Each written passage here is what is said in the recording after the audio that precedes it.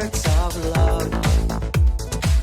It doesn't matter when open wounds of its loss makes everything start. It doesn't matter when all the bombs in my head go off all at once. It doesn't matter now.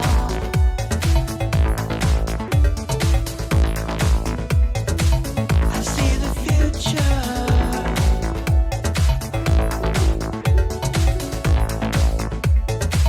I'm moving forward. I can't explain it all. It doesn't matter. I can't explain it all. It doesn't matter. I can't explain it all. It doesn't matter. I can't explain it all. It doesn't matter now.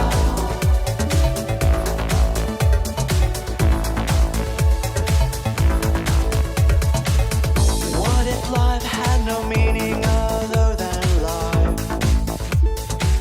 It doesn't matter. What if the pain was a process over 2 lives?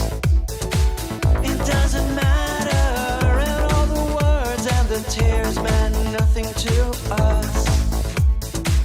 It doesn't matter now.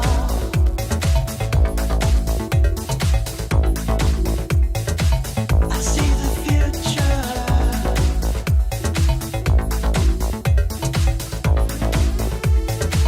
I'm moving forward. I can't explain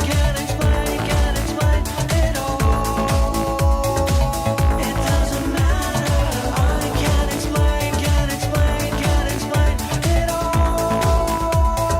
It doesn't matter. I can't explain it all. It doesn't matter. I can't explain it all. It doesn't matter now.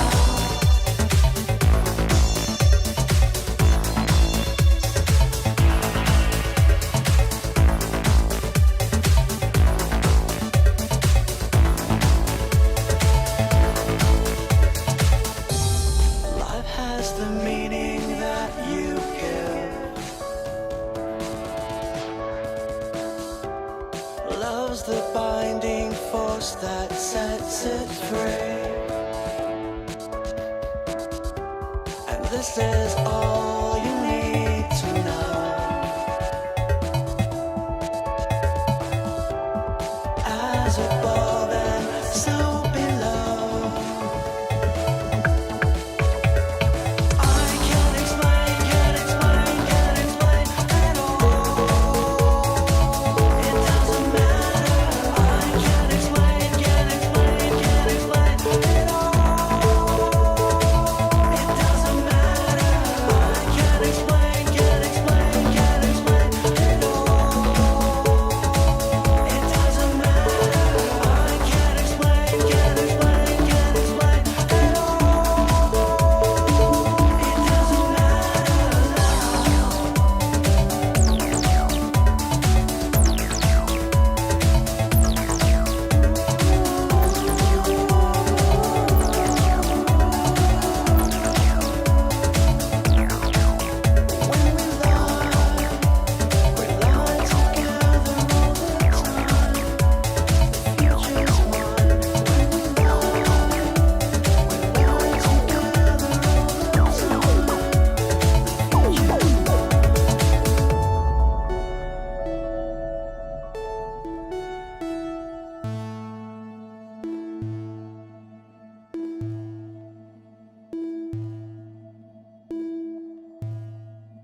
Hey everybody, what's up? What's up? How you doing? How's everyone doing? Yeah, I thought I would start a little odd because I was in the mood to play and just mess around. So I was messing about, as it were. Say hi to everyone. Ooh, nice. Wow, lots of people tonight. Nice. Hi, Todd. Hi, Joseph, Alfonso, Justin, JPK, Wendy, Lalo, Peru's in the house. Joseph. Oh, it's starting to scroll. My Kevin. What's up, Kevin? Whoa, nice. Oh, I guess I should turn that down now.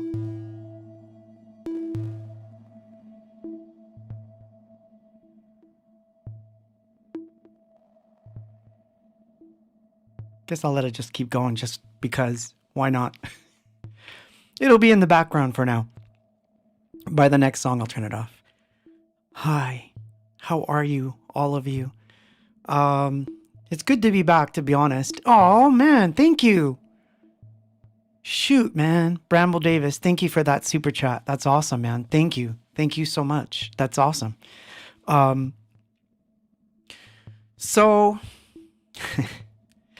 tonight is a strange one. So I'll get into the news bits that, we always got to, kind of get into. And then the shill bits and all that stuff so that I can get on with it all.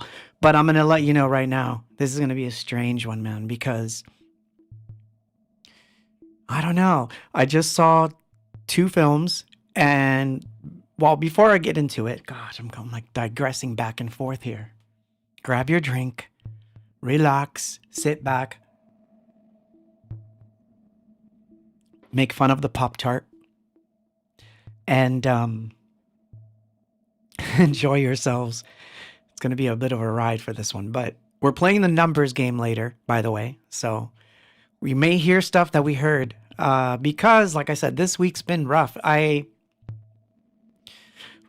Although I've been playing hard too. So here's what's been going on with me. So been working on the Living in Oblivion stems, which, let me see here.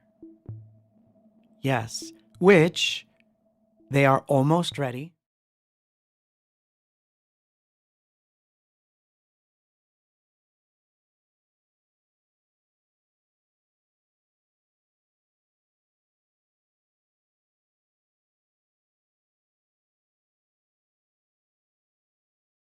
Just the stems. This isn't even the final mixes yet. But I had hoped to try to get them up by Friday, and that proved to be very difficult because there's a lot of moving parts that, as an artist, I don't think about until it's time to think about them. So one of those is like, where are you going to post these things? How are you going to post these things? Did you make content for this? Like, because this is part of the stupid job, right? The part I don't like as much. Well, no. Okay, let me take that back. I do like making things for the stream and for, like, the releases and all that. I do. Oh, it finally stopped. Took long, right? So it was distracting me, actually. So yeah, so it took me a while to get all this stuff done, only to find out, man, I had so much more to do that I hadn't thought about. And a lot of it has to do with the video pre-production too, because I'm not there yet to like even go out and film. I'm still waiting on a secondary camera. I still got a lot of stuff going on. So while I'm juggling all these things, the stems are ready, but their living place wasn't quite ready yet. But it should be by Monday. I've got a busy weekend ahead of me, but it should be all up by Monday, if not Sunday. So keep an eye out on the Anything Box page, on Facebook, Bandcamp especially, Patreon especially, because that's the first 2 places where it's going to appear, and it's going to be fun. So that's what kind of took over the week. But I did manage to go to the movies twice since last weekend. And I saw 2 movies, and what I'm going to do is give you my experiences that I had after watching those 2 films. I'm going to try not to give away anything, because if you haven't seen them, I don't want to spoil the movies for you. And I don't want to say they're good or they're bad. Like, I may get into it a little bit on that, but It's going to be mostly about things that happened to me a long time ago that I feel were clarified a little bit from watching these two films. And in the process, I guess we'll get to know each other a bit better, and you'll get to know me a little bit better, because these are things that, as I was thinking about this whole affair, oh, interesting. No audio when you show us the pretty pictures. Oh, let me see that. Hold on. Let's see why that is. So if I go here, what you're saying, now you could hear me. Nice. Okay. Thank you for clearing that up. Thank you, Mai, for clearing that up. Awesome sauce. So now you can see the pretty picture and hear me good, which means I didn't give away much before. So anyway, what I was going to show you besides all those pretty pictures was this is all the stuff that I did this week. And this is like, this is the kind of stuff you get into if you follow me on Patreon. This is the kind of stuff you might see a lot more of. But at the same time, like I said, I'm going to be doing something way different coming up. So this is what an example of what my last to-dos were. I uploaded all the artwork to all the secret places, all the stems, everything's done. I just have to assemble some promo material, master some audio. I had to make an instructional PDF because I forgot that people will need that. They won't know what they're doing. And I found a glitch remix of Living in Oblivion that I didn't know I had, which was crazy. I found it by accident. Like, I guess I worked on it in 2023 or something. So, but it was cool. It was really interesting. So I was like, okay, so I have to like really catch up on these things. So that said, so yeah, we're going to be talking about these two movies I saw, and I'm going to try not to give you spoiler alert. I'm going to try my best not to spoil them in any way, shape, or form. If I do by accident, I am sorry ahead of time. I'm going to try not to, because it's not really about whether I like the movies or not, or what I thought of them, because I don't even think that would matter what I think of them. It shouldn't matter anyway, even though it kind of affected me that way, where one of them I wasn't even going to see because I kept seeing bad reviews. And then I was like, no, I have to give it my own shot. So anyway, you can't pick number one. So pick a number, because the next song is already, whatever it is, it is. And I've got some odd ones in there because remember, we were playing the numbers game of things that might be very, very unreleased and still unaccounted for in the outside world. Oh, Wendy wins. Oh, funny one, Wendy.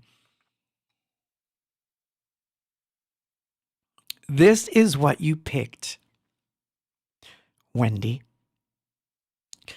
You picked, it's a funny one. It's a funny one to have picked. So number 3, this is Diamond. And this is like one version that's like a rough mix that I did. No versions of this song exists in the wild other than some live stuff. So here you go. 2 movies, same memories.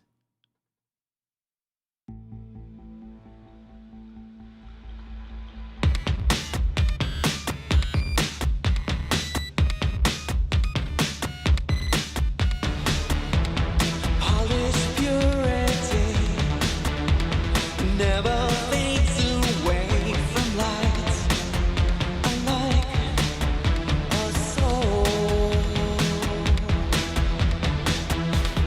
follow all these curves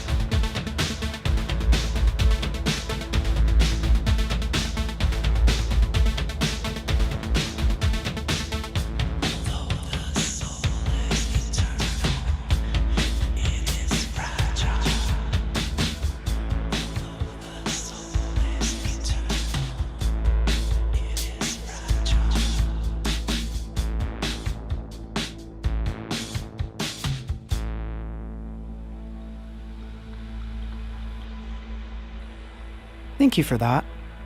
Um, yeah, Facebook comments are always wonky. So it's a good time to do that thing. Hit the subscribe thing and follow and like the video and all that stuff. Although it'll be tomorrow. But I must say this though. I've been noticing that not as many people tune in for the stream itself, but the videos do get watched a lot a couple days after, which means everyone's tuning in the day after to watch them, which is fine. Do that. But leave a like and a comment because it really helps a lot. Cause yes, this is between all of us and it's small and intimate, but I would like it to get out more. Cause it just makes the work cause the work that I put into it, it would be nice if it got viewed more. So, although I try not to really chase algorithms and stuff, I mean, there's a lot of things I could probably be doing to make it better, but I don't, which is a completely another topic for another day, I suppose. But yeah, but it does really help. So yeah.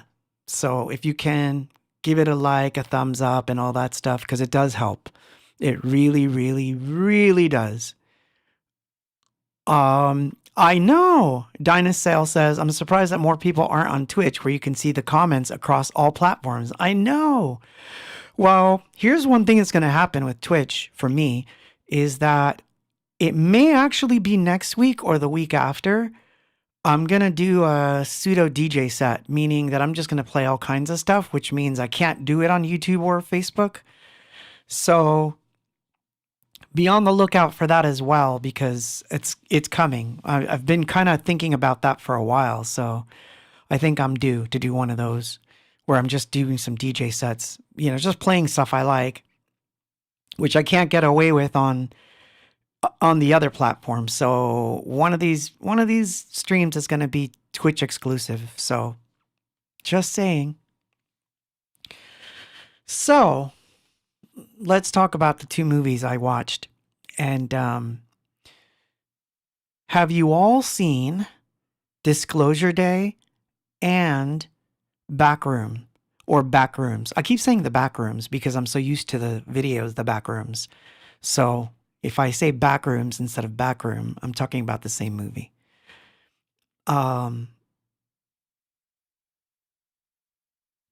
Bramwell Davis says, the other day I saw an Anything Box concert in Houston at the MTV Music Festival in 1993. Wait, 93. Was it 93 or 94? I think it was 93. Yeah, I have those. I actually did a remaster of those because I was able to do that. And yeah, no, I get to see them. I have to post my own. Oh man, Alfonso. Oh my God, thank you. Thank you, thank you, thank you. Gosh, I don't even have that. Do I have it? Yes. No. Hold on. Thank you for that super chat. Thank you. Yep. For whatever reason, the super chat thing isn't coming up. I can't make it happen. Nope, that's not what I want. Sorry, but thank you for that super chat. Thank you, thank you, thank you. That's really awesome, man. Thank you. Wow. Thank you for that, Alfonso. Seriously. So, yeah, I know. Kevin says finding that the post captions help on the algorithm. They help you find the audience. So if you put the hashtags in the actual comments, it actually helps even more. I found out the hashtags actually work better in the comments than they work in the actual descriptions. That's why I don't do it anymore. So I'm not going to be doing like, at this, at that. But in the comments, it actually does work. So, but anyway, but I could be completely wrong because I really don't do anything. So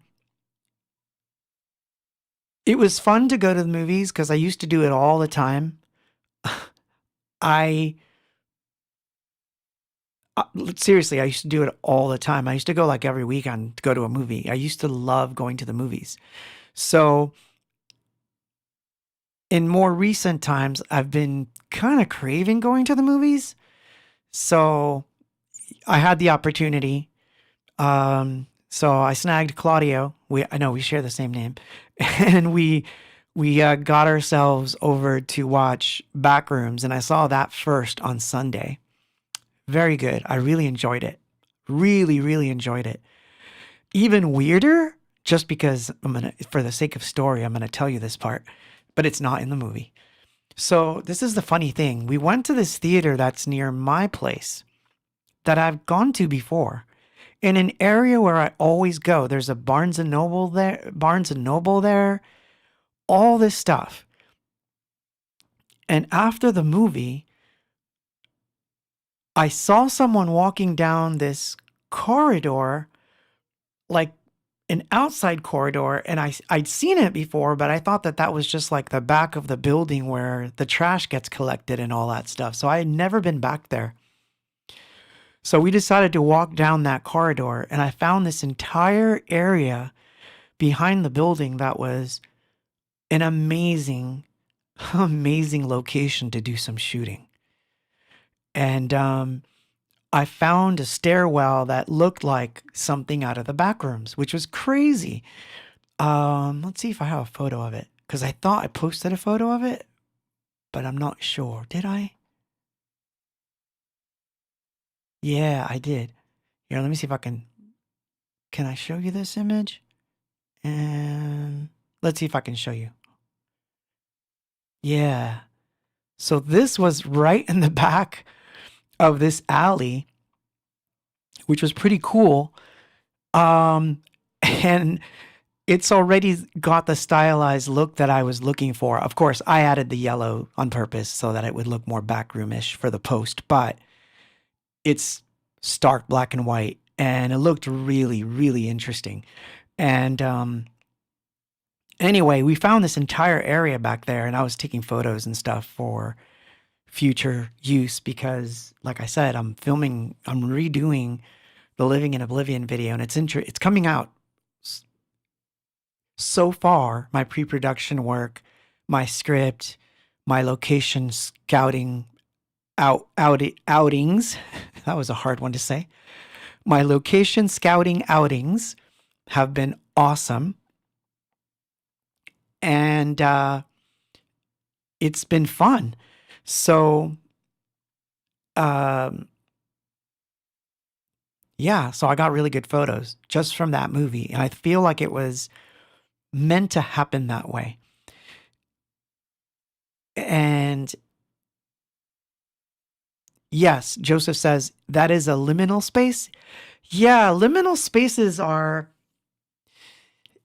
it doesn't have to be like most people think of liminal spaces as it has to be this office space like place that you get lost in. It's not really that. A liminal space is literally anything where there's no humans, where it's kind of devoid of people. But you know that people go there and it was meant for people, but they don't go there anymore, or you don't see them very often. So it could be like, you go down a train station to catch a train and you're the only one on the platform. That then becomes what I would consider a liminal space. So yeah, Backrooms is about a liminal space, but if you ever played a video game, I guess well, I'll tell you about that when we come back. Number. See, that way we can keep on top of the music too. Tea for me. I don't know what it is for you, but it's tasting pretty good today. 19 wins. Ooh, there is no 19. I should have said. Well, I'll tell you what though.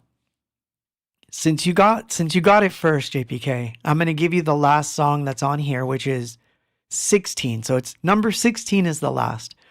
So 16 wins. This is 2 songs in one. This is from, well, basically this will be one of those lost tape things that you will find on Patreon sooner or later. This was one of them was from Shareware. The other one never been released, and the only time it was ever heard was here on the stream. So I'll play that right now. Visuals. Although this one's weird. It's a short one.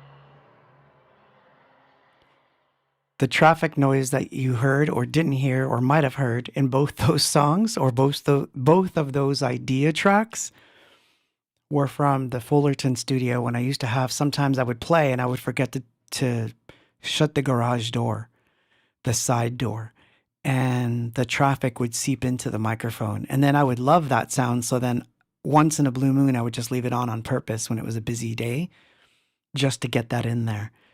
So getting back, thank you. That was number 16, by the way. So yes, now you know that it's, we're not dealing with a lot of tracks here. So, and anyway, that was called I Don't Need and Taking a Ride. So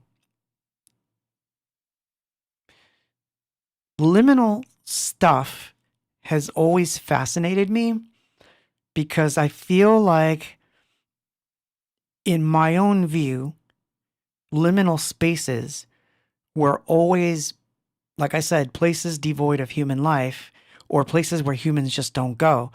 And early on, I got really into going into places that were abandoned. I've been doing that since I was a kid, actually. Anytime I saw like a construction site, I wanted to be inside that building and walk around. I don't know why, but I have a suspicion as to why. After watching these two films.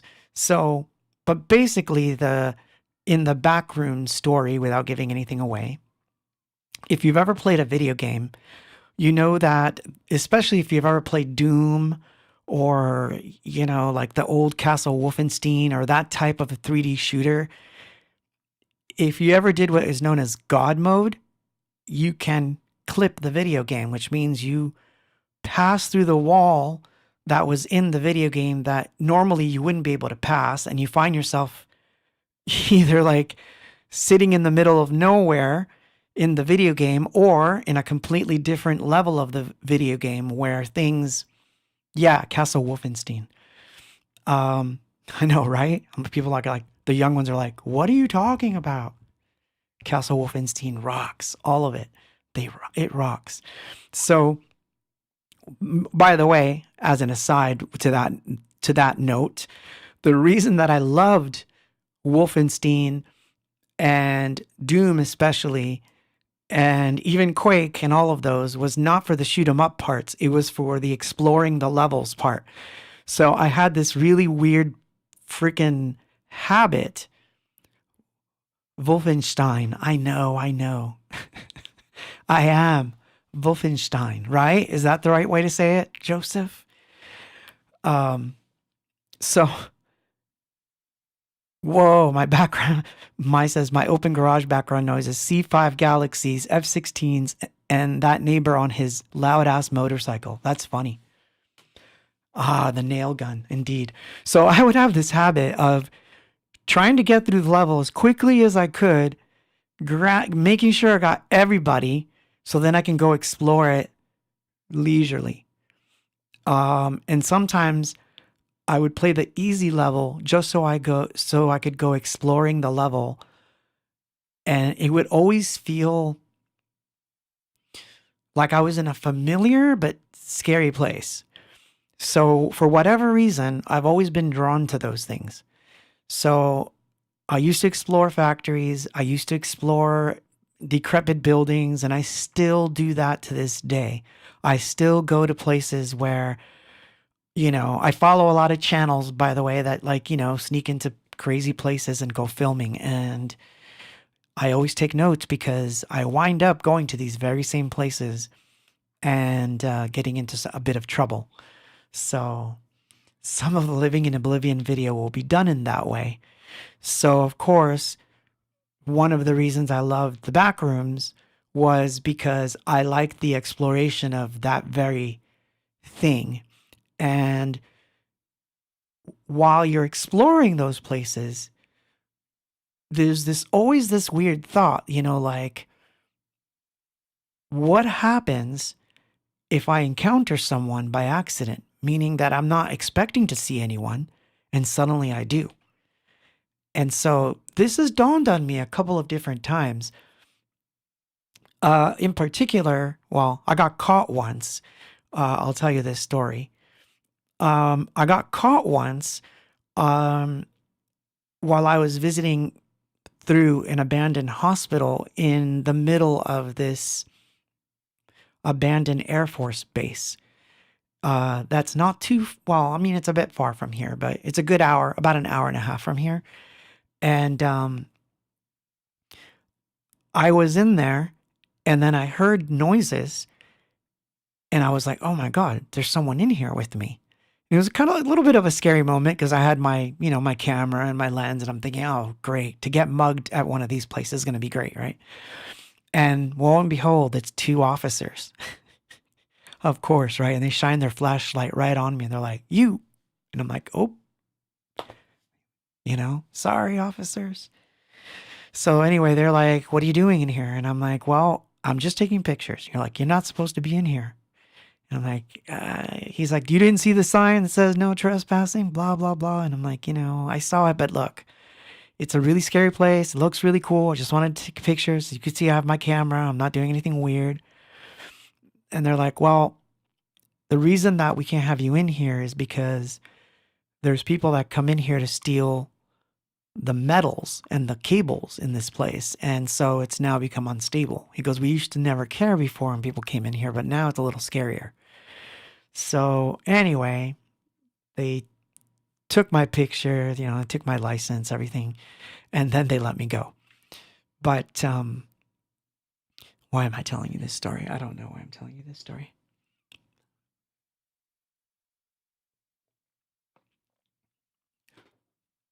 Bramble Davis says, have you ever been to the abandoned car in the middle of the woods in New Jersey? I think it's in Trenton. No, I have not.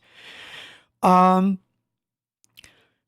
coolest place that I ever visited in Jersey that's abandoned is actually an entire array of cotton mills and factories with the machines that process the cotton in them. And they are in the middle of the woods. And last time I took friends there, we got chased out by a guy with a machete. True story. Because I guess crackheads and whatnot figured out that they can live there unseen by most of the world, because you can't see this stuff from the outside. You have to literally go into the woods and go through a pretty long trail before you get to it. So it used to be a fun place to go when I was a kid to explore and play, even though I wasn't into photography back then, or smart enough, I should say, to take my camera and take pictures. I wish I had. But we would go down there and just explore and play army and all kinds of stuff there. But I wouldn't recommend it now, because the last time I was there was the late 1990s. And then the last time was in, I want to say 2004. Anyway, pick a number. Pick a number. See, we're going by. See, the time like is flying. I don't know how this is possible. The time is literally flying. I haven't even given you the reviews of the movies yet. But I hope you are enjoying yourselves. And by the way, if you're just tuning in and you're wondering what this is all about, I've been doing this stream since 2020 when we were all locked down, and it started off with just playing old demos and remixes, and it's kind of stayed on that. Although on occasion I play new things and do some jamming, and on occasion I'll even do a live show here. Yes.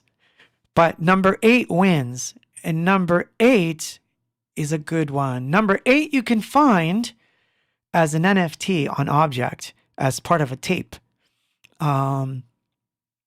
But this is The Restless Girl.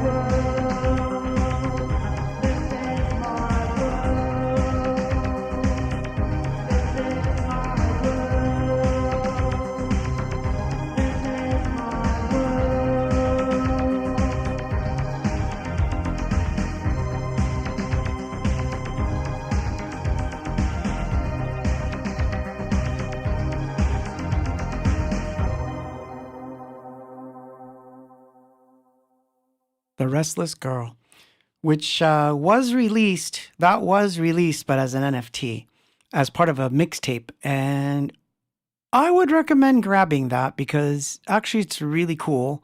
There's a lot of weird things on it.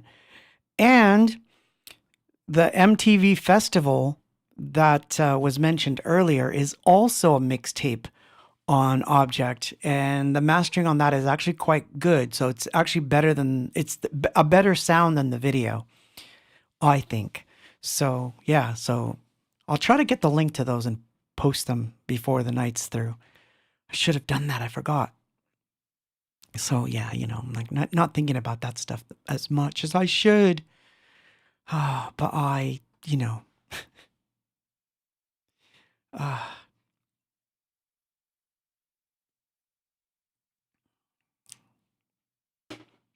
that's funny. Joseph says, I stayed at a hotel last year that was partly refurbished, partly abandoned. I stayed at 2 of those in Texas and I should have done more exploring, which is exactly what I'm going to do next time I stay in one of those. Where I parked and there was a sticker on the window saying, condemned by the city, danger. Oh my God. That's funny. And you still stayed there. Oh, thank you. Wendy posted the link. Let's see if I can grab that link. And there is. Yay. Look at that. Yeah, see? This one. This is what I was talking about. Yep, that's the MTV festival. And that's like a really good audio version of the entire thing. And pretty clean, actually. So yeah, I would definitely pick that up if you're into that sort of thing. So anyway, I'll pop the link below and it'll go to everybody instead of just Facebook. But thank you so much for that, Wendy. Boom, there it is. So yeah, so you've in these liminal spaces, you will find interesting things that you wonder how they got there, or how they just happened to be there. And one of the things that was interesting about the back rooms was that there were certain objects that are found that don't appear to have any meaning other than it's a surreal thing. It just happens to be in the space, not giving anything away. And that actually did happen to me. I wound up visiting this abandoned gas station. I think it was a gas station. I'm not sure what it was. And it was when I was playing, it was the New Wave restaurant, but the one that's in Montclair. It was the Montclair one. And I was driving around. We were looking for a place to eat. And I was like, stop the car. I want to see that. And I took a quick look, kind of eyeballed the area. And then I came back like a week later to shoot there. And 90% of the Distances album, all the artwork, a lot of it came from just that location. And in that place, I found, oh, you can't see it from here. Oh, it's buried, but it's back there. It's actually back there. There's a stone. I don't know what it is. I've had people say that it's a suspension, I guess it's supposed to be some sort of suspension thing that they put for certain types of concrete fences, but it doesn't look like anything that would hold up anything.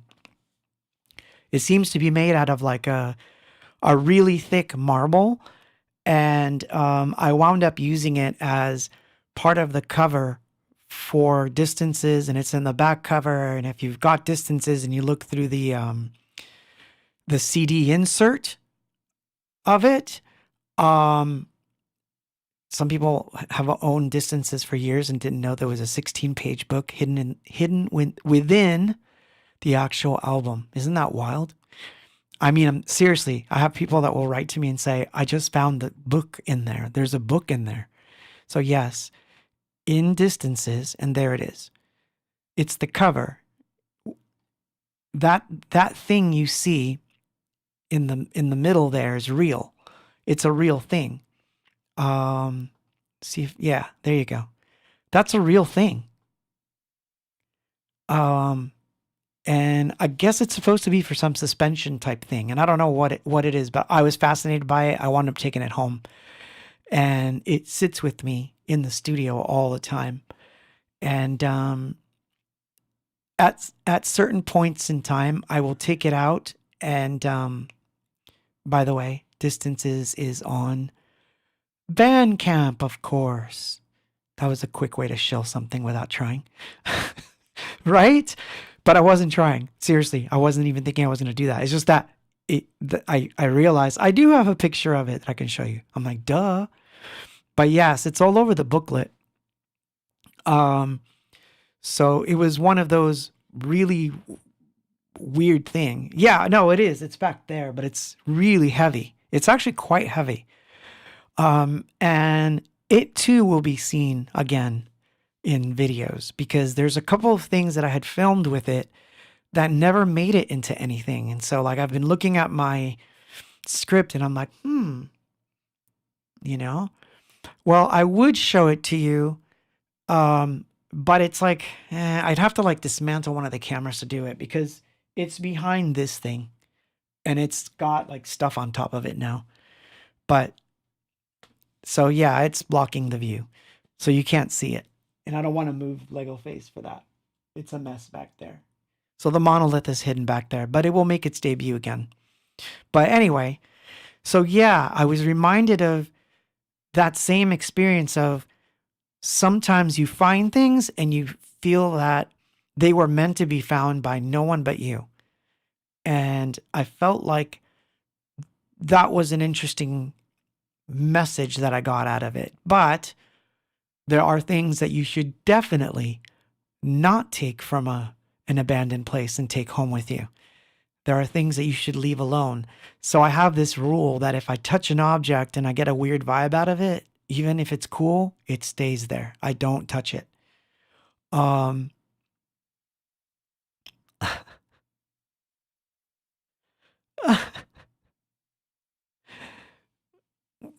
Joseph says, I gave them a bad review and a piece of my mind.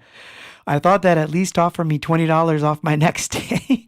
They just said they obviously failed to meet my standards. That's funny, Joseph. Yeah. I mean, but you did see the sign, condemned. That's funny. But I will say this. I saw that there was a hotel at the Salton Sea that was still open. And I was like, how is there a hotel here? And it was really weird and dingy. And I remember going up to the front desk and it was like really weird and creepy. And the guy who talked to me was actually quite nice. And he's like, and I was asking him, are you open? And he's like, yes, sir. And I'm like, really? Here? He goes, yes, sir. And I was like, wow, how much is it a night? $54. I was like, wow, $54 to stay there?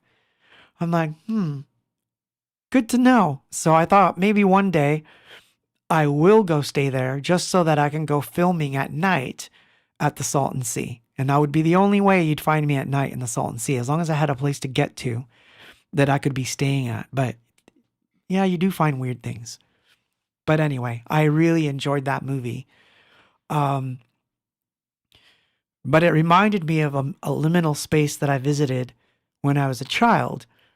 And it was a place that I had sort of, I don't know. It's like I sort of erased it from my head. And it put a resolve in me that I need to start writing these things down. So I'm going to create an area. I'm going to create an area in my Patreon called The Back Rooms. And that's where I'm going to start writing down these weird experiences that I've had since I was a child. I'm going to get them all in there. because I feel like, well, you know, time isn't promised. An entire lifetime to 100 years old or more is not promised to all of us, obviously. And nothing in life is promised except that death will come as one point or another it will happen, you know? So I decided that I should write all this stuff down and start getting it all down. And so that is another area of Patreon that you will have access to when you join me there. You will be able to go and visit the back rooms and see like the real weird stuff that has happened to me in life, because I've had quite a few experiences that are just strange, surreal. So yeah, pick a number from 1 to 12 because that's what we've got left. I took all the other ones out, so everything is where it's supposed to be now. 1 through 12 wins. See what you pick while we're in the back rooms of the stream.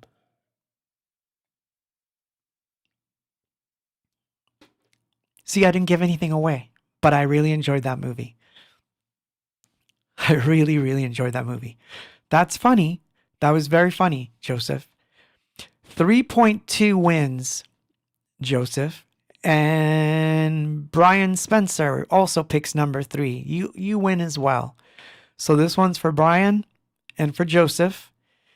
This is Anamore, the longer mix. And this is going to show up again with a bunch of other songs that have never been released properly at some point. And I think this one will probably be on Bandcamp. This is the B-Sides EP. So I am working on that as I'm working on other things. But anyway, here you go.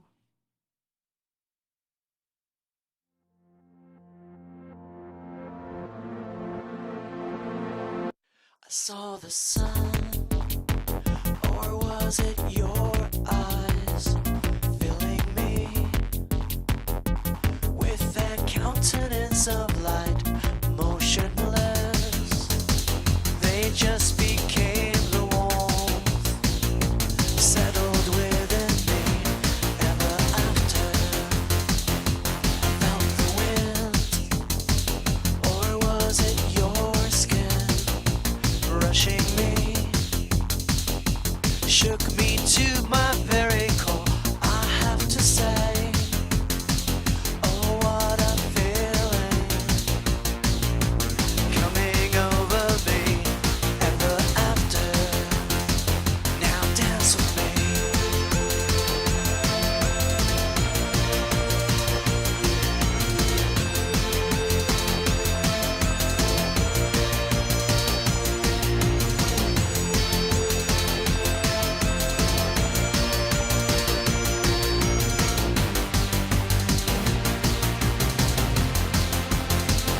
I stole a kiss, the taste was perfect. Our lips collide, sends me through the stratosphere, above the stars, beyond my woven dreams, where I'm flying through the ever after. 'Cause all those things I used to be seem so meaningless, and somehow thoughts that cross the deep blue seas float right back in my I love yous. As it stands and as it were, I will love you till the end. Maybe past it, I don't know. All I know is I want you with me till the ever after. Till the ever after. Now open your eyes, 'cause all those things I used to be seem so meaningless, and somehow thoughts that cross the deep blue seas float right back in my I love yous. As it stands and as it were, I will love you till the end. Maybe past it, I don't know. All I know is I want you with me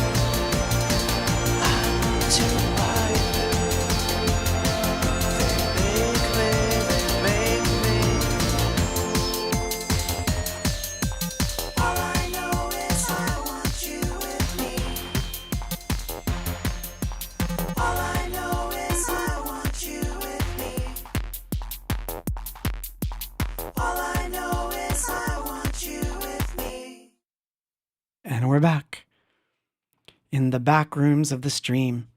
So, yeah, it reminded me, like I said, of like this weird memory came back. And it was after the day had gone and I got home and all this stuff. It was as if it hit me slowly, and I remembered a detail, like a really weird detail of a place that I'd visited. And man, I got to tell you, like, it's a hazy memory. But I have I've talked about this one before, but I'm gonna, like I said, I'm gonna set it down on paper, virtual, and this way you will have it as clear as can be, because once I'm sitting down to write, I've realized that this is how my brain works really well. Speaking it out doesn't help. But when I sit down to write, when I go to edit my own writing, more of the memory comes out. This is why I'm able to work with lyrics pretty easily, is because as I'm writing things, more ideas come. This is the same reason why writing scripts for the videos is easy, or coming up with scenes is easy, because I'll sit there and write one scene, and as I'm writing the scene out and trying to edit the scene, meaning, this is what's going to happen, the next idea comes and I write that down, and the next idea comes out and then I write that down, and sooner or later I have 3 or 4 pages of the thing, and I'm able to extrapolate the best of it. And the same happens with my memory. When I sit down to write something, it's much better. And so I've always been like, oh, I'll have to write that down because it's important for me to get it written down. But I never get around to it. So, and it was always like, oh, maybe I'll write a book about these things. But I feel like instead of writing a book about them, I'd rather just post them. So, and I'd rather post them in a place where I know they're safe. So yes, I'm going to create an area or a collection called the Backrooms in the Patreon, and I'm going to just start writing these things in order or out of order, it doesn't matter, to the best of my my ability to recollect these things. But the one that got triggered was triggered by in the same way from watching Disclosure Day, which is really crazy. So I'll end this part of this segment, with my final thoughts on liminal spaces and if they do exist. So there was this is a real story. So when I was maybe 11, 12, I was working at a bakery and I was washing pots.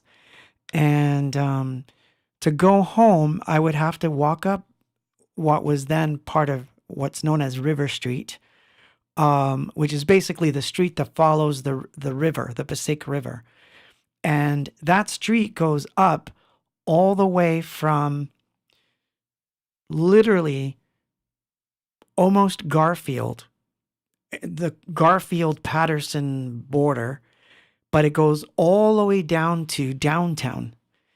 And I used to live closer to downtown Patterson, so it's a long, gnarly walk. It would be probably a 2-hour walk if I walked it, but I used to take a bus. So I had missed the bus. So I thought that what I would do is I would walk and take the next bus whenever it happened to come. And I had a bus ticket, but I didn't have any money on me, other than a dime. That is exactly the amount of money that I had on me. 1 dime. And one reason that I really enjoyed walking down River Street was there used to be this plastic factory there. And by the plastics factory, there would be this dumpster and they would throw in all these crazy pieces of plastic. So I would find tubes and sheets. I still have some of that stuff. Because I would just literally take a bit of it and then take it home with me, because plastic plexiglass is pretty expensive. So if you get like really thick blocks, it's an expensive thing. So I kind of knew that even then. Go find a block of plexiglass now and you'll see it's like $40 for like a cube about that big. So yeah, I found a bunch of cubes and stuff and I put them in this little bag I had. And it was really hot out. It was summer. Freaking hot. And I'm walking. And all of a sudden, I see a hamburger joint. I had never seen this hamburger joint before at all. I'd never seen it before. And I'd walked on that area of River Street time and time again. So my first thought was, oh, you're not on River Street, you turned. But no, it was literally on the side of the road, and right behind it was the river. So that means if I went around the building, I would literally be able to just jump into the river. I'm like, why did they build that there?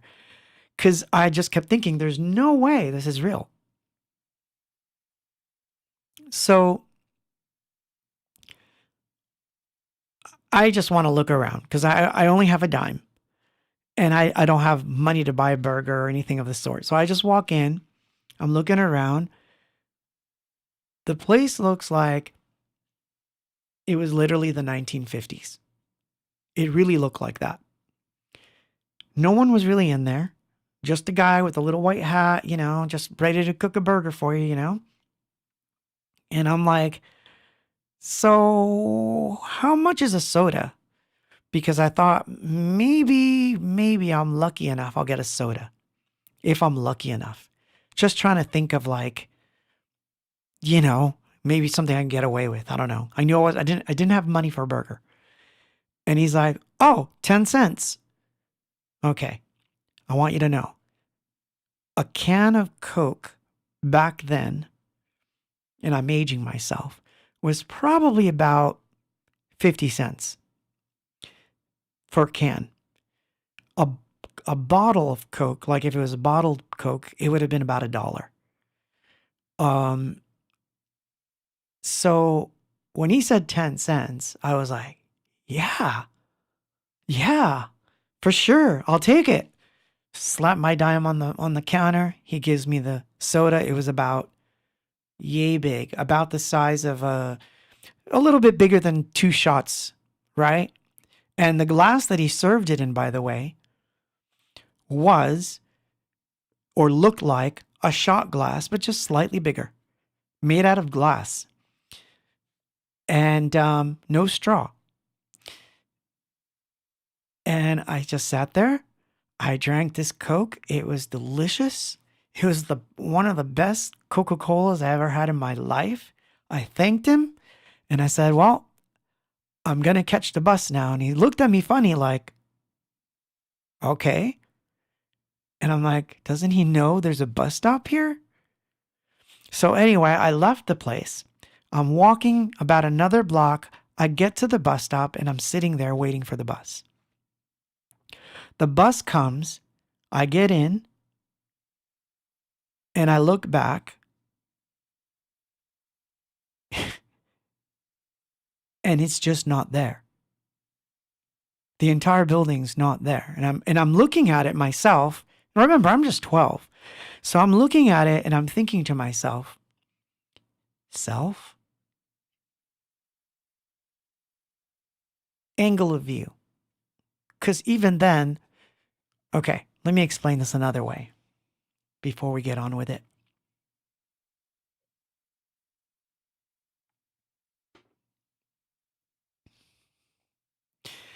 Let me put it to you this way. Whenever I see something like a UFO or what someone might think is a ghost or a shadow on the wall or whatever it is, my first instinct, and it has been this instinct since I was a kid, is to at once figure out what it isn't. If it's a bird, if it's a balloon, if it's this, if it's that, I will go down a laundry list of all the things that it could be before I decide on what it is. I don't automatically see a weird thing up in the sky and go, oh my God, it's a UFO. I'm like, oh my God, what is it? Is it this? And so I go through this sort of mental gymnastics, as it were, with almost everything when it comes to these things. So I'm not what you would just call a straight up believer. I believe in these things, but always with a sense of skepticism. Pick a number. It's that time. And then I'll tell you the rest.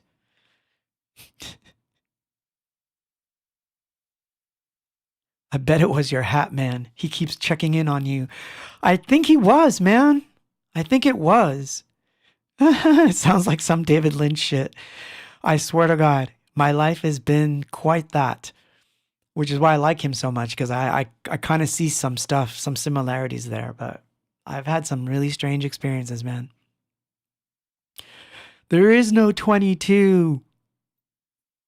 Number 7 wins. Ooh, it's a shorty, but number 7 wins. 7 sleepless nights. You win, Mai. 7 sleepless nights.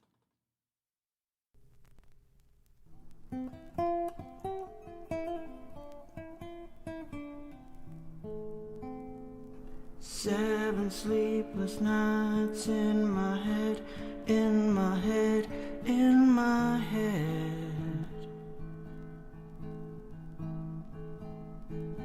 7 sleepless nights in my heart, in my heart, in my heart.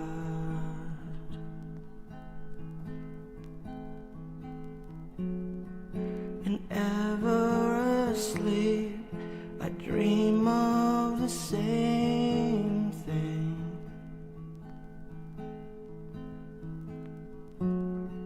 Whenever I sleep, I see all the same things. 7 sleepless nights in my head, in my head, in my head.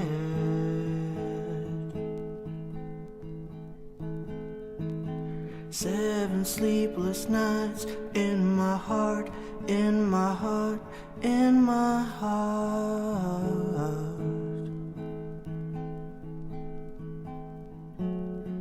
Whenever I sleep, I see only your eyes.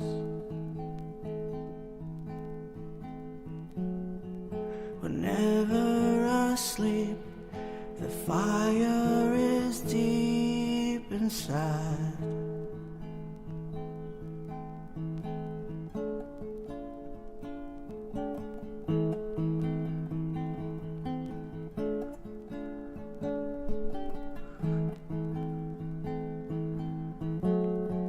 Whenever I sleep, I think of your lonely face.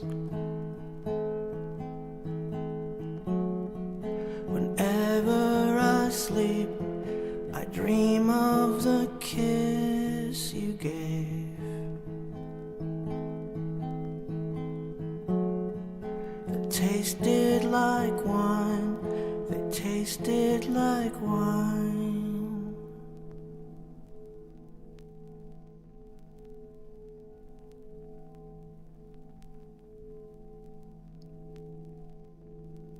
Yeah, we'll let that fade out that way. Which is, by the way, as an aside, I love liminal sounds that evoke liminal spaces, and I always have.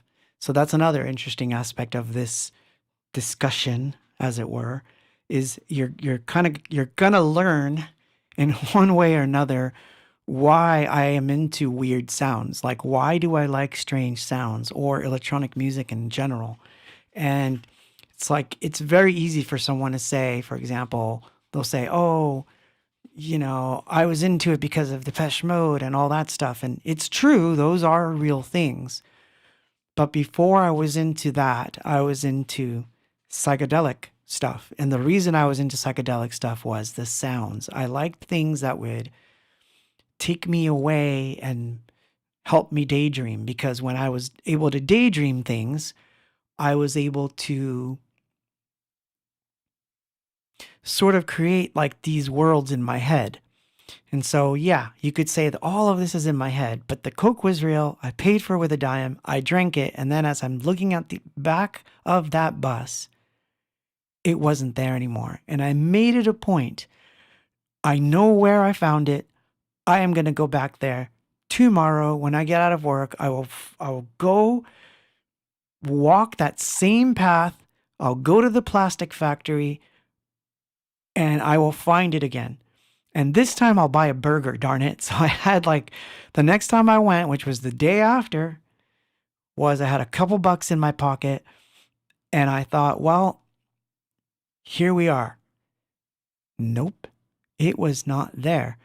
Not only was it not there, it was never there, meaning I couldn't find any reference to a building in that area at all.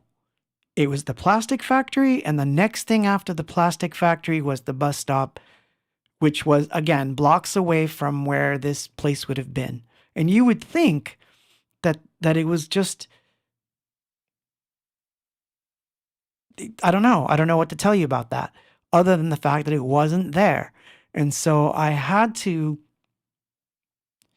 just file it away in the back of my head as a weird quirk of something that I couldn't explain, because I couldn't explain it. By any metric, I can't explain it. So someone might say, well, you were thirsty. You had a dime in your pocket. You hallucinated a place. You hallucinated the Coca-Cola. It tasted delicious. It solved the thirst problem. And then when you got on the bus, you knew you were safe and you were going to get home. And once you got home, you wound up at your mom's, apartment, and you had your drink or whatever, and problem solved.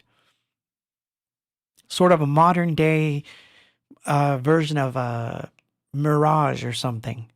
I don't know. But it didn't feel like it. And it wasn't the first time that ever happened to me in Patterson. In downtown Patterson, I actually had a very similar experience. And I thought that was really odd. So anyway, so that's the one that was sort of triggered by the back rooms, and then triggered again, but in a very different way. Because now we're going to switch over because we have less than a half an hour and I can't even believe it. Like, what the heck? Time. How can it be that time is moving this fast? So is it me? I said this last week too. Time seems to be moving fast. If you even knew how fast this day went for me so far, it's insane. So then I saw Disclosure Day. And that one tripped me up a lot. A lot. So disclaimer, I enjoyed it. I enjoyed it very much. As a movie, it's great.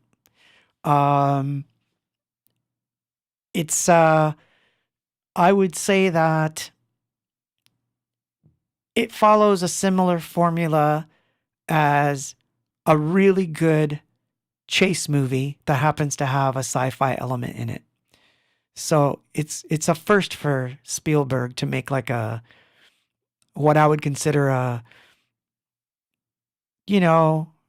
Fast and Furious type thing where everything is a lot of action. So that makes it go pretty quick for being as long as it is. And the story is interesting. I have seen certain comments online about like the whole religious take and all that stuff. And to be honest with you, it's there. I see where he's going with it. And I've seen it many times before. And it doesn't bother me only because faith is only, people who know me know I have faith, okay? But faith is only unshakable if you yourself are unshakable in are shakeable in your faith. If you're shakeable in your faith and a movie can shake your faith, trust me, then the real world can really mess with your faith. But if your faith is unshakable, a movie is definitely not going to do it. A book isn't going to do it. People aren't going to do it. An army isn't going to do it. So on that level, for those people that are like, oh, I heard it's anti this or anti that, like it's like all scary movies or all horror movies, basically that are like, or, vampire movies for that matter. All of that stuff, I view it as entertainment. I don't view it as something trying to get through to me, or even if someone was trying to program in the movie some sort of ritualistic thing to get at me, it still wouldn't work. At least not on me. So, and I'm not saying I'm that special either. I'm just saying that for the most part, things like that, if I feel like something's dark in a way that it bothers me what I'm actually seeing, meaning that, like, I don't like gore stuff. I don't like people seeing, like movies where someone's eyes getting popped out of their skull or something. Like, I don't enjoy those kind of films because I have a visceral effect to that. Like, being someone who's, for example, that had migraines before, the last thing I want to see is someone like stick a fork in someone's eye and pop it out. You know what I mean? Like, I don't like seeing that kind of stuff. But I like being genuinely scared at a movie. If I'm in a movie and you can and you can scare me without too much gore, I consider that a huge success. So, Paraphilian54 says, agreed, a movie should not be able to shake your faith. Yeah, exactly. Yeah, see, I've watched one or two of the Saw movies and enjoyed I think the first and second, but after that, I was like, okay, same concept. Yes, I get it. You got to like cut off an arm or something to get out. And it doesn't, it's not for me. It's not the kind of thing that I like to see. But I like to see movies where I'm genuinely scared, whether it's because of a jump scare or whether because psychologically it scares me. That's fun for me. But again, I don't consider that any sort of programming. It's human nature to be scared of certain things. If this, let me set a scene for you to give you an example, and not giving away anything in any of the movies. If you see a movie and it's a dark forest and the person's walking along and you can hear sounds coming and the music's building and the sound is building, it's pushing you towards something. I love those because it's scary. And those kinds of moments stay with me more because I'm taking it all in as an experience. So, like Eric's saying, I agree that gore is kind of overrated. After a while, it kind of gets old. So what I enjoyed about Backrooms was it was genuinely scary. The parts that were scary were genuinely scary in their own way, and it's really dumb stuff. So I won't tell you what the dumb things are, but you'll get scared of dumb shit. So that's actually cool. When you can get scared of dumb shit, they've done they've done it right. In Disclosure Day, I was scared because of a different reason, because it triggered something that I remembered. And I will say this about that movie without giving anything away. Because if you watch the interviews and all that stuff already, then some of this stuff is going to make sense to you anyway. I'm going to take you back to a Spielberg movie, when we come back, of course, that it closely resembles in a very strange way. One of the concepts is exactly the same, so I can talk about the one without giving away the other, as it were. Because I do recommend you see both, if you can, see both in the same week. Trust me on that one. I don't care which one you watch first, but watch both of them. Because that's funny. A Different View says, I just have to look in the mirror if I want to scare myself. That would be me in the morning. I don't need movies for that either. That's funny. Pick a number. Any number between 1 and 10. 1 and 10 now.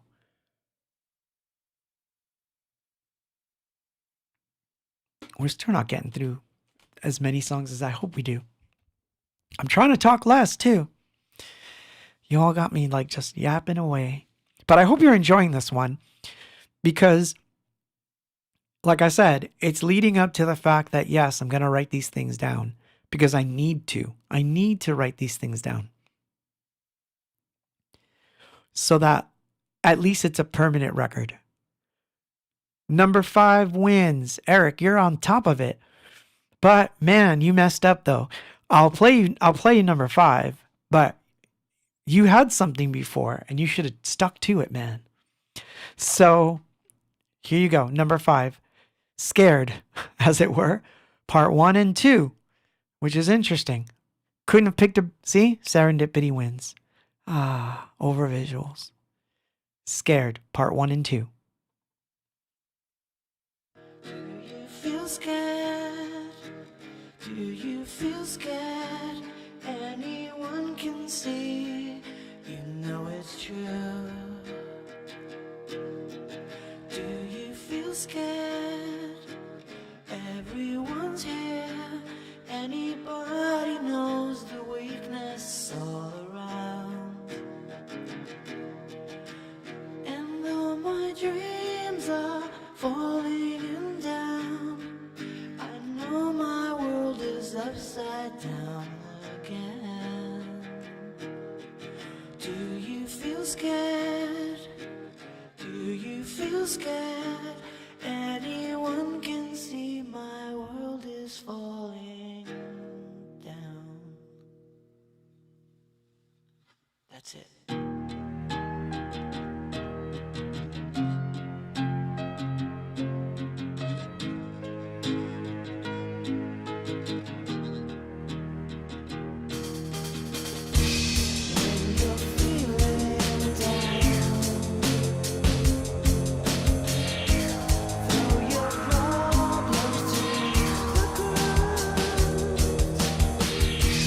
Let it all seem slow.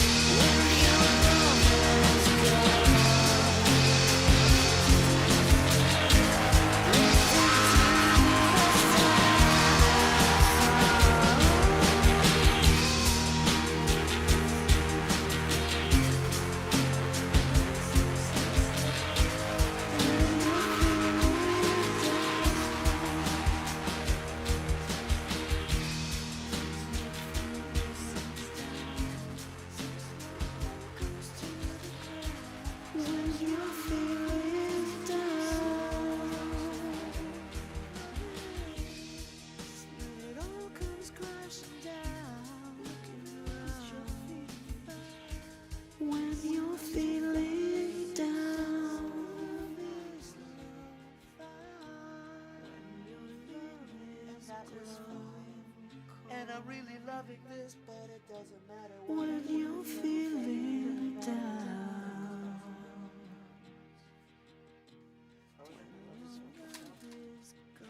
Funny. I always forget about the fade. It's funny. That's a funny fade. So we're back talking about the two movies I saw this week. I saw that Steve's just joined us and talking about Backrooms and Disclosure Day. And we're on Disclosure Day technically now, but I'm going to bring back another Spielberg movie. So I have this question for you, and I want you to answer.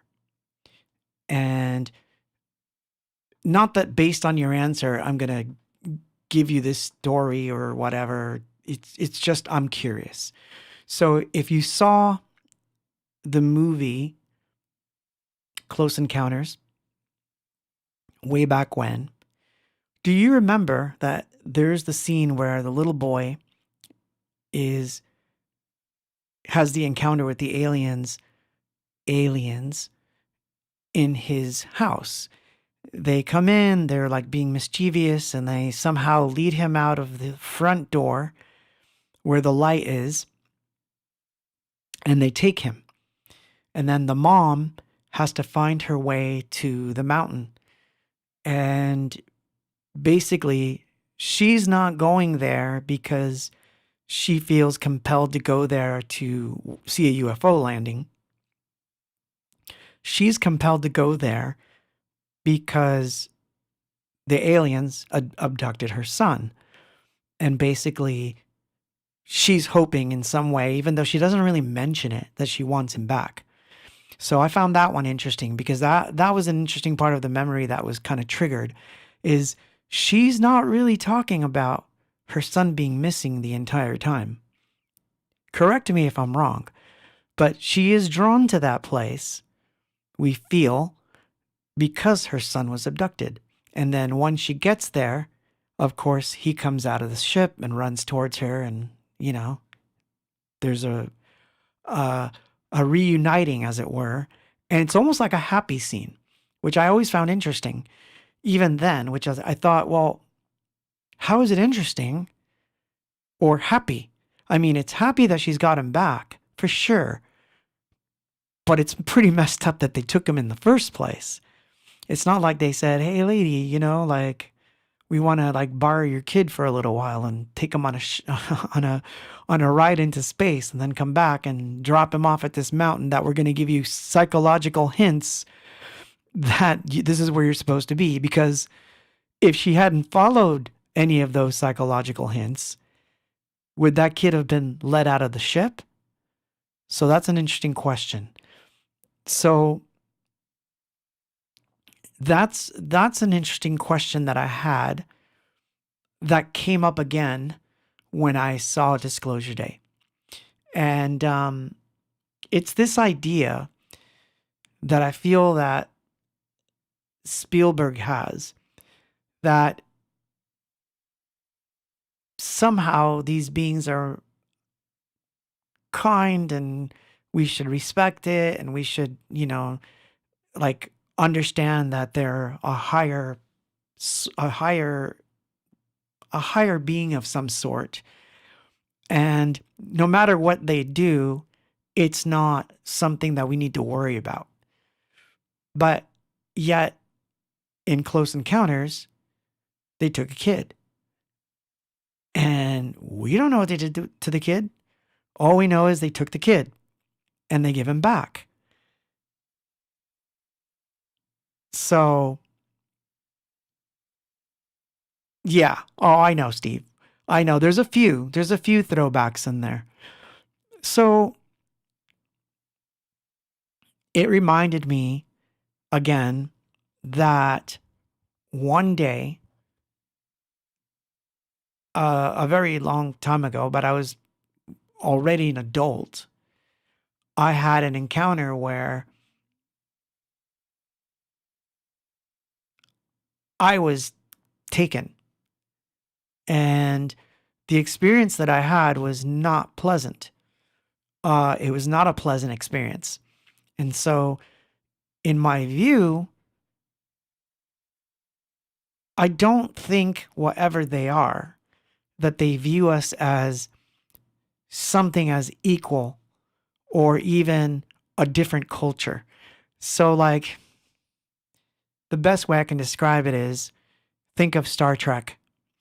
If if you follow Star Trek, the early one, because then it got kind of wacky. Now it's really wacky, but when it was the original, I felt like it was more to true life human behavior, which is like if you land on a planet and that planet is at least at a level that they've passed space travel, you kind of can interact with them and say, hey, we just came from planet X. You're from planet Y. We can talk about something that's about to happen to your world because we're on a level technologically where we can do this. But they have a rule, right? Which is we don't interfere. They're not going to just, it's not something that they would do in Star Trek where they land somewhere and they're like, let's take a bunch of people, experiment on them, and then, drop them off. But they're not people to us. They're like insects or something to play around with. Like Mai says, we're cattle. Or W's in a tank. Exactly. So the idea that these beings like want to initiate contact, but in doing so, we kind of like overlook the other stuff, like, oh, we're not alone. Oh my God, they're from another world. Finally, they're here and we can talk to them. It's like the first thing isn't like, where are you from? Why are you here? Blah, blah, blah. No, the first thing would be like, why do you take people? What the hell do you do this stuff to them for? And as humans, we don't like that. So what the hell's your problem? So that's my take on it now that I've gotten older. My take on it is I don't like the idea that we're supposed to think of these things, whatever they are, as some sort of superior race that unfortunately they're so superior that they don't realize that we're not aware of, or they're not aware of what this is like. They sure are, because we would know. We know. Like, I don't know. It bugs me in a weird way because I keep thinking, well, they say, well, what about ants? Like, what if you experimented on ants? What if ants had thoughts and feelings? If I actually knew they did, meaning if I saw ants painting pictures and I saw ants creating movies about aliens or humans, if I was able to look in a microscope and see that they invented toasters, I would kind of get an inkling that maybe these are not normal insects that I should be experimenting on. And in some ways, I know, digress. But because I'm thinking, of course, ants build these amazing structures on the ground, and that could be taken as their way of being artistic. And there's definitely a lot of things in nature that are indeed artistic. But the idea is, if something shows an amazing capacity for intelligence and building, including, by the way, including the idea of things that can make war and do the things that humans do, you would think that a superior being would be ever so cautious as to what they do with these beings.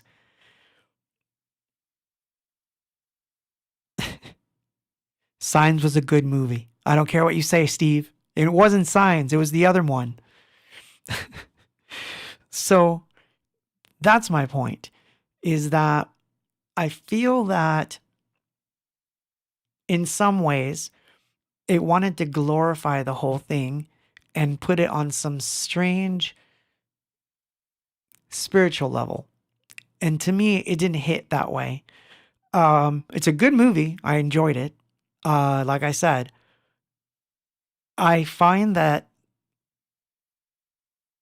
as a movie, it was good. I liked the characters. I liked some of the interactions between the characters. I liked some of the setups were good. I liked all that stuff. Very very Spielbergy in that he kind of sets it up really well. So you're gonna kind of figure it out at the end.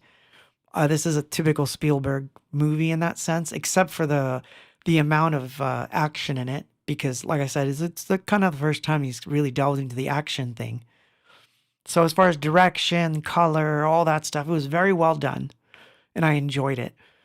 But this whole idea that somehow if you go to watch this movie, it's gonna mess with your faith or anything of the sort, nah, I don't think so.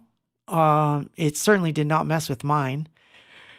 What it did do is, like I said, it triggered the experience that I had, and it was not a good feeling. Um, if you're familiar with psychological things, there's this thing called the body memory, and it's when your body remembers an event because triggered by a smell, it could be triggered by a color or a mood or just being or the right amount of objects or people in a room situated in a certain way brings back an entire experience that you've had. And this happened to me when I was watching Disclosure Day. And it was very unnerving, that part of it. So I wouldn't say that the movie was at fault for this. I would say that the experience that I had was very real, so real or so complete that just a mere recreation of such a thing was enough to trigger. But in this case, it was good that it triggered it because I was able to remember a lot more that I had suppressed. And it wasn't a good thing, to be honest. When I walked out of the theater, I was having like leg shakes, like I had just gotten out of a hospital or something. And again, it's not because of the movie, it's because of what the movie triggered. So if someone who's had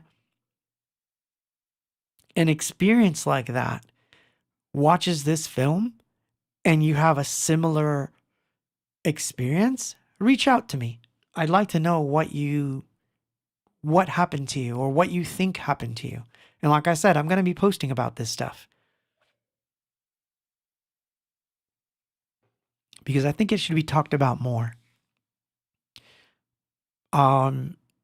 It solidified a viewpoint that I was not always open to. But I've come to this understanding in my head. And then, of course, doing these, I love doing these mathematical probability math with AI. I find that very fascinating. It's a lot easier to do probability math with AI than anything else. And it's fun because instead of saying, what do you think about this? Okay, sorry, I'm digressing. Pick a number. I'll tell you when we come back and we'll close this thing out. But pick a number from 1 to 9.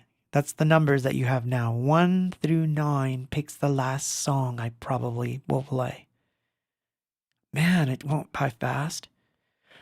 But I'm glad I talked about it a little bit because, like I said, I am going to write these things down. Because I feel like, yeah, more than once, I think. Constellation 99 says, had no idea you were abducted. Probably more than once. And I think, I know this sounds really weird, but I actually think someone in some weird part of the States knew that had happened too, because I definitely had experiences in hospitals that can definitely be traced back to the whole liminal spaces theories and mixed with this thing. So like watching these two movies was like, like unlocking an area of my brain that was dormant. And I got a bit more insight on, what happens. Number 3 wins, it looks like. Steve, you won. Number 3. At least you picked a happy song. Oh, man. So this will wind up on the Ascension, on the release of Ascension, when that happens, which I plan on putting on CD finally, as an art piece, and will wind up on Bandcamp. So that's coming at some point, probably around Christmas time for that one, because I can't say that it's not on the high priorities list, but it's getting closer now. So this is Please Stay.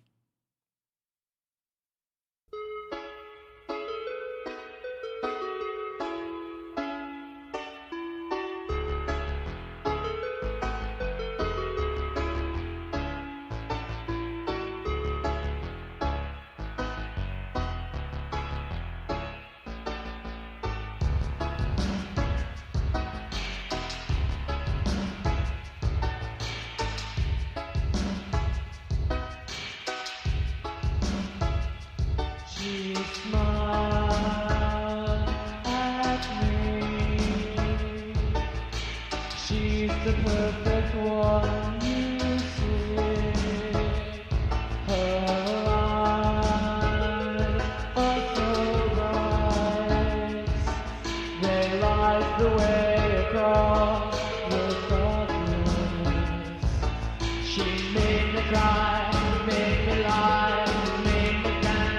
Don't know why I can't forget what she did, what she said when I told her stay.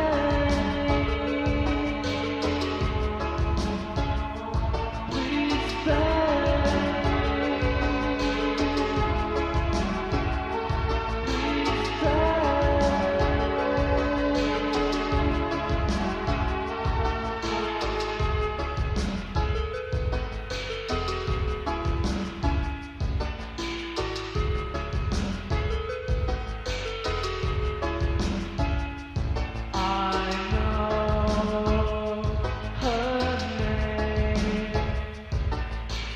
Please written in my soul. The birds fly around me with foolish memories. She made me cry, made me lie, dance with me. I don't know why I can't forget what she did, what she said when I told her stay.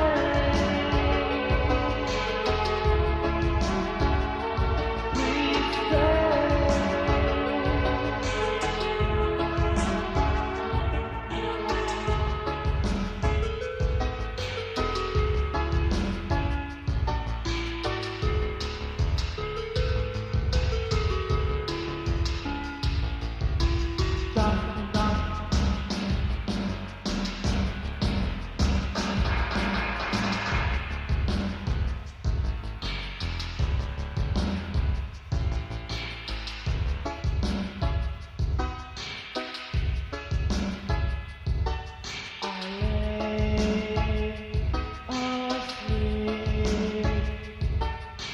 dreams will never come to me. What can I do? Escape from the thought of you. You made me cry, made me lie, made me dance. I don't know why I can't forget what she did, what she said when I told her stay. Please stay.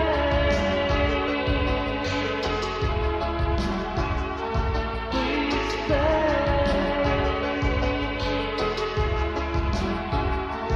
Please stay.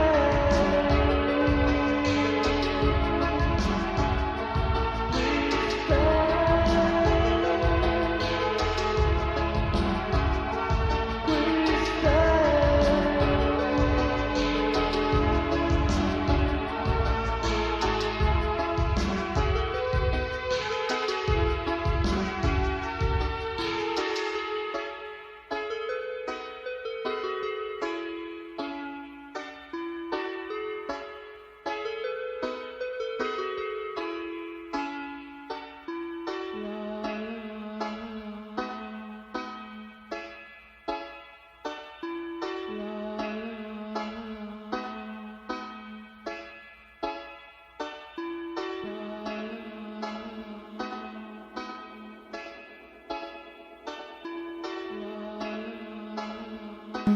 Time does fly. I can't even believe it. So, I just want to say, while it's fading out, forgot this is the long one?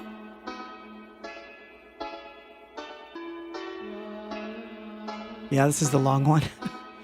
Oops.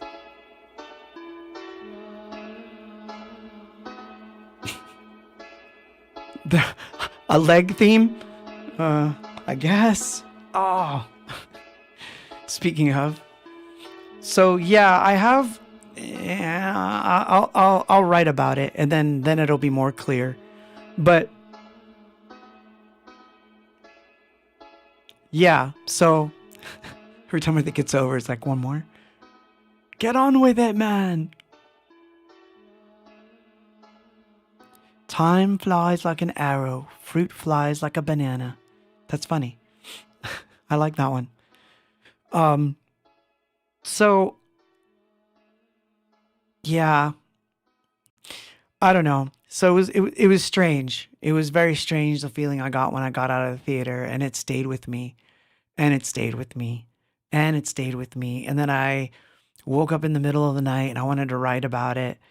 And then the next day I was trying to work on, these stems and all that stuff. And I felt like it kept getting into my periphery, to the point where in the scenes I was writing in the script, certain elements were showing up and I was like, wait a minute. Why am I scripting it this way? And then I went back to look at some of my script stuff, and then I started revisiting a bunch of different things that I guess I've drawn over the years. And I feel like my subconscious has been trying to tell me something for a long time.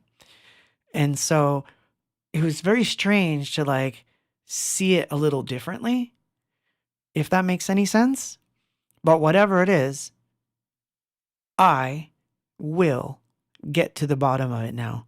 I will be able to get to the bottom of it now because I figured out more ways to unlock these things by just treating it like it's part of a script. If I treat it like, oh, it's not that I'm processing a memory, I'm processing a scene, and I need details for this scene. I need to know what lens this should be filmed with. When I start to attack something that's in there in that way, I find that I can get around whatever was done. I know it sounds crazy. I feel like I can get around whatever was done to keep me from remembering. So this will help me quite a bit to get to the bottom of this. And so I plan on doing that. So, like I said, if you're not following me on Patreon and Bandcamp, at least that should be where you follow me the most, because that is where all the really good stuff happens, as far as like releases and all that fun stuff, merch, all that good stuff is there. But if you want to know more about real world, real life things that have happened, like I said, I'm going to start one of the collections on Patreon. It's going to be called The Back Rooms. I might even call, because of this stream, I might even call it the back room of disclosure. Just because they triggered it. They started the thing. So now I'm going to explore those things and I'm going to start writing about them more. And they're going to be found in only that place. So that at least if someday, hopefully not soon, because I've said this before, hopefully not soon, okay? I'm not like wanting to die. So I'm okay. I'm not thinking of suiciding myself or anything of the sort. I'm all right. So, but I'm just saying that I would like these things to be somewhere so they're just not lost. Because I think that that's the sad thing about when someone passes, that if you didn't get to write down everything you wanted to tell the world before you'd pass, well, it dies with you. And then all you have is hearsay from everybody else trying to tell the stories that you've told them, but they're going to embellish them in their own way. So I do believe that the best thing to do is to write these things down, so that at least you have a frame of reference. You know what I mean? Okay, so I'm going to leave it there. Pick the final number and I'll play that song. And we are done. And Claude can eat and sit down and do some more writing. But this week, the stems will be up. I promise. You'll start to see some stuff. And some other things that are coming. So keep an eye out for that. And I will see you next week. And who knows, maybe we'll continue this conversation in a different way. But that was my movie review from the back door of the back rooms. So I didn't give anything away, right? I didn't do any spoiler alerts, right? Right? So I did okay. Awesome sauce. But thank you so much for those super chats, by the way. That was really awesome of you to give me super chats. That's really appreciated. I like it, especially during this time where I'm working on this case stuff and there's no shows going on. So I feel like a little antsy about stuff. So, but I'm motivated. I've got a lot going on and I'm enjoying the process of making these new things. I can't wait to get to new material. So anyway, have an amazing weekend. If I don't see a number within the next 5 seconds, I'm playing a song. Nothing the trailers don't show, right? So no number. You know, look, we're already on drone cam. Number 4. Oh, interesting. Interesting one you've picked there, Joseph. Joseph wins. Every distance side closes it out. I will see you all on the next one. Have a safe trip.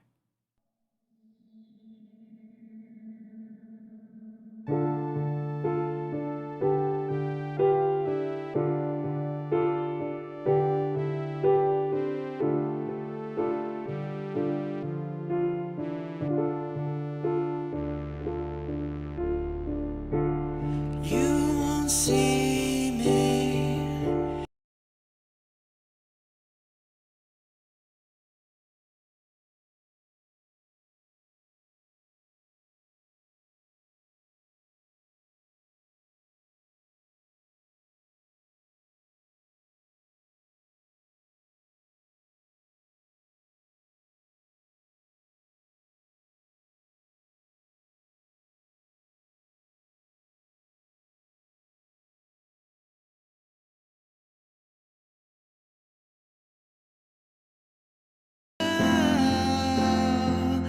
It all began. You even the score. You ask me for more. And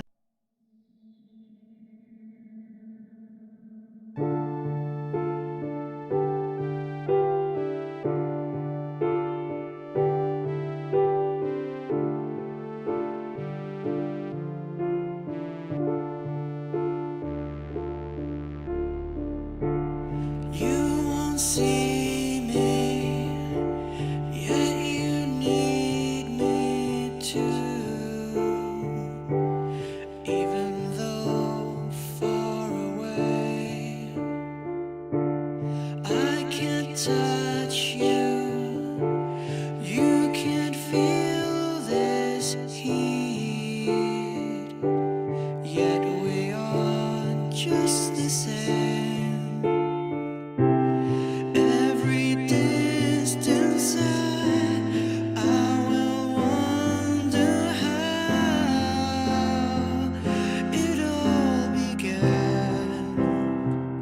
You even the score. You ask me for more, and I'm afraid I will hear you. I will catch your tear that falls unnoticed. No one sees.